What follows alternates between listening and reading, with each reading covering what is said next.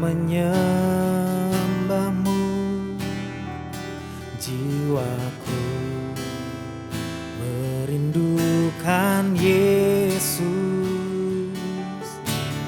Hanya Kau Tuhan dan Rajaku, ku sembah Kau Allahku.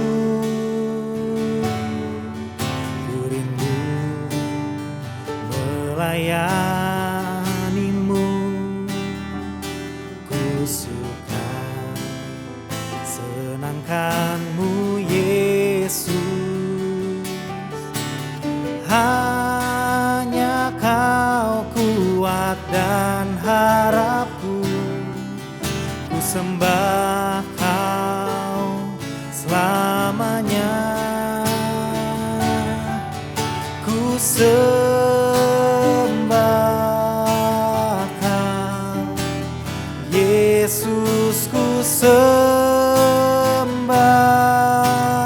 Kau segenap hatiku dan kekuatanku. Ku rindu menyembahmu Yesus. Oh, sama-sama kata, hatiku mau menyembahmu, ku suka senangkanmu Yesus. Hanya Kau Tuhan dan Rajaku, ku sembah Kau Allahku. Ku rindu melayanimu, ku suka senangkanmu Yesus. Hanya Kau kuat dan harapku, ku sembah Kau selamanya. Ku sembah Kau Yesus, ku sembah Kau segenap hatiku dan kekuatanku. Ku rindu menyembahmu Yesus, ku sembah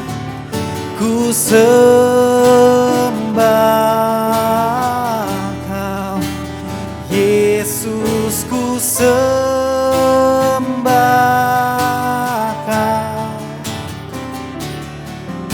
segenap hatiku dan kekuatanku. Ku rindu menyembahmu Yesus. Mari kita sembah Tuhan. Shandaralaba, shandaralabo. Kami mau sembah Tuhan.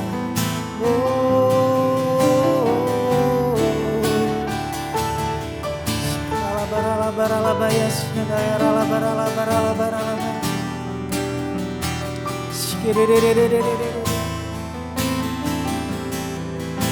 Mari dimanapun saudara berada, kita sembah Tuhan. Haleluya.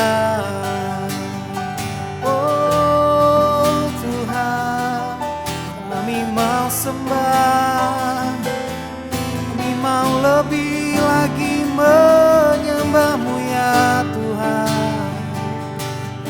Yesus, alabaralabaya syandayaralabara. Penuhi kami ya Tuhan, jamah kami dimanapun kami berada saat ini ya Tuhan.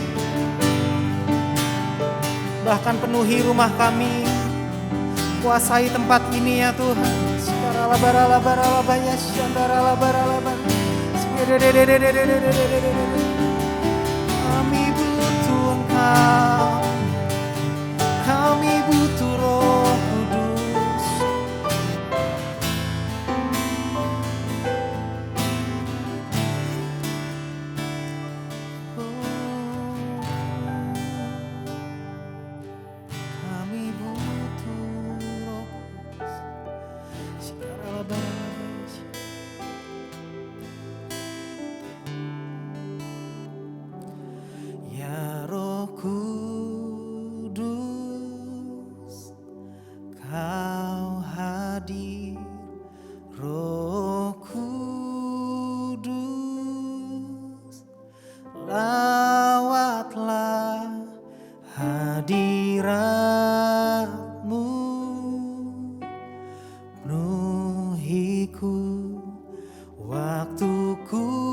datang untuk menyembahmu, ya Roh Kudus. Kau hadir, Roh Kudus, lawatlah hadiratmu, penuhiku waktu ku datang untuk menyembahmu, ya Roh Kudus.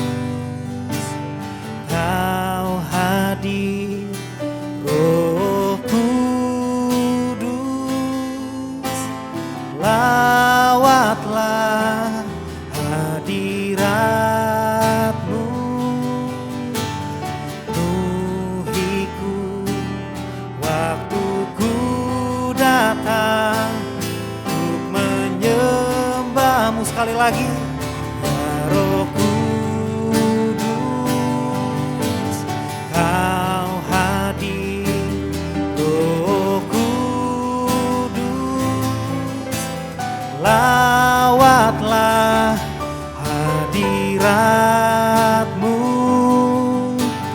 penuhiku waktu ku datang untuk menyembahmu.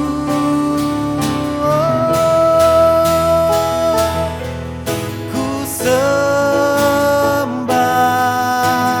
Kau, Yesus, ku sembah Kau. Segenap hatiku dan kekuatanku, ku rindu menyembahmu, Yesus. Sekali lagi katakan, ku sembah Kau, Yesus, ku sembah Kau. Segenap hatiku dan kekuatanku, ku rindu menyembahmu, Yesus. Segenap hatiku, segenap hatiku dan kekuatanku, ku rindu menyembahmu, Yesus. Segenap hatiku dan kekuatanku, ku rindu menyembahmu, Yesus. Sekali lagi katakan, segenap hatiku dan kekuatanku, ku rindu menyembahmu, Yesus.